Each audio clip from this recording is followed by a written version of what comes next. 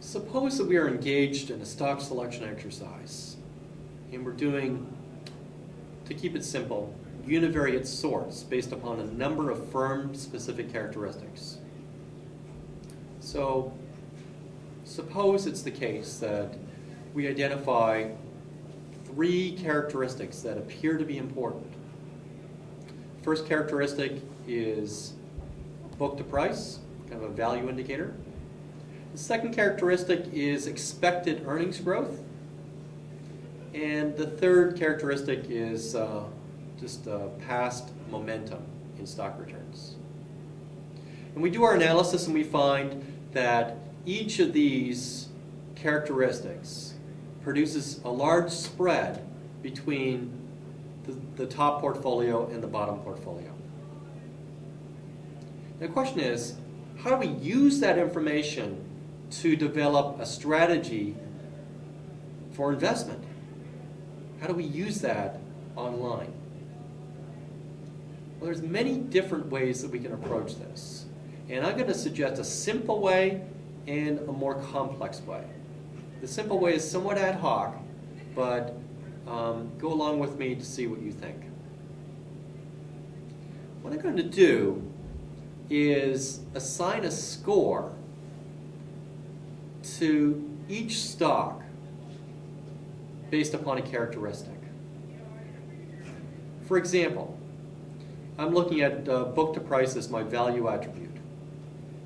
And each month I sort by book to price. And the low book to price stocks are my value stocks. And suppose I have 3 portfolios every single month. Suppose I have 300 securities, there's 100 securities in each portfolio. And I've seen the book to price actually is able to separate high expected returns from low expected returns. So the buy portfolio does much better than the market as a whole, and the sell portfolio does much worse. Suppose I go through and assign a score. So if you're in the buy portfolio, you get a numerical number of 3. If you're in the middle portfolio, you get a numerical number of 0. And if you're in the bottom portfolio, the sell portfolio, then you get a score of -3. And then we can move on to our other 2 attributes. So if we're standing, let's say, at the end of February, we know the book to market ratios for 300 firms. We can assign these ratings for each firm for book to market. Now I'm going to do the same thing for the next attribute. Anything that's in the buy portfolio, assign it a 3. In the middle, assign it a 0. And in the bottom, assign it a -3. And then we can move to our last attribute, price momentum. Again, the same situation. Any stock that ends up in the top portfolio, assign it a 3. If it's in the middle portfolio, a 0. The bottom portfolio, -3. So you can think of a spreadsheet. February spreadsheet, at the end of February, we've got 300 firms, 300 rows in that spreadsheet. And there are 3 columns. We've got 3 attributes. And every single stock is scored for each of those 3 attributes. Stock number 1 might fall into the top portfolio. For book to price, it gets a 3. The second attribute, maybe it falls in the middle, it gets a 0. The third attribute, price momentum, maybe it falls in the top portfolio, it gets another 3. Total score, 6. Stock number 2 maybe falls in the bottom portfolio for all 3 attributes. It gets -3, -3, -3. Total score, -9. Stock number 3 perhaps falls in the top portfolio for all the attributes. 3, 3, and 3, it gets a +9. We go through our list and we've got a summary score for every single stock. Sort by that final score.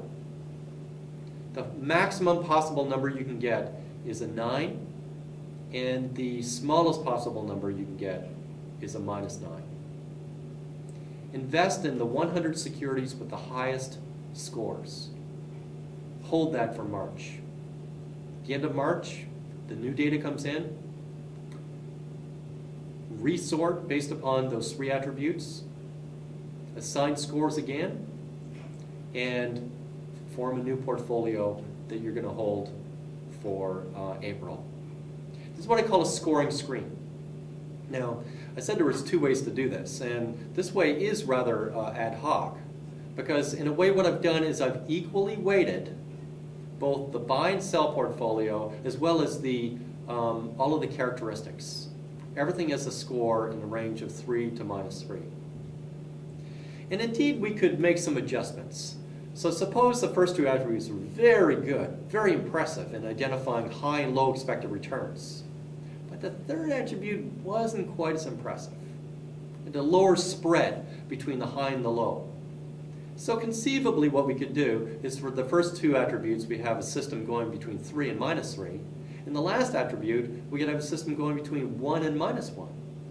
And that effectively would change the weights to which we place our scores on these attributes. So this is a practical way that we could actually implement a methodology, a so-called scoring screen, to get a final portfolio of stocks that we would buy and stocks that we would sell. Remember, when I say the buy portfolio for price to book, that is only a buy portfolio if it's the only attribute that we would ever look at, and that's extremely unlikely. Now there's other ways to do this. We've got 3 characteristics, and we've got a portfolio that is our so-called buy portfolio for each attribute, and we've got a portfolio that's a sell portfolio for each attribute. So you have a total of 6 portfolios. And historically we have returns, and perhaps we've got 10 years of returns. 120 observations for the 3 buy portfolios, for the 3 sell portfolios. And the question is, how do we weight optimally the information in these attributes to get the highest possible return? Well, this is just an issue of optimization. Put those 6 returns in a mean variance optimizer, put no short sell constraints on the problem, and let the optimizer pick the weights.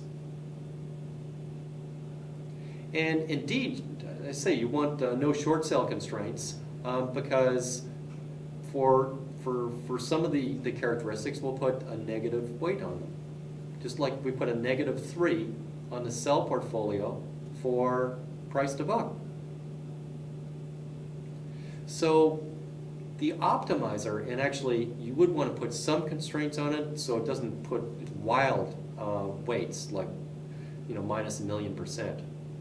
Probably want to put some range of constraints. And the optimizer would work and figure out what the optimal weighting scheme is. And here you would have a differential, likely a differential weighting scheme between the buy and the sell portfolios. And you would likely have differential weights between the different characteristics. This method looks at not just the performance, but the volatilities and the correlations between portfolios built upon these characteristics. So there's a simple way to do this. There's a more complicated way to do this. But in the end, we get a scoring screen.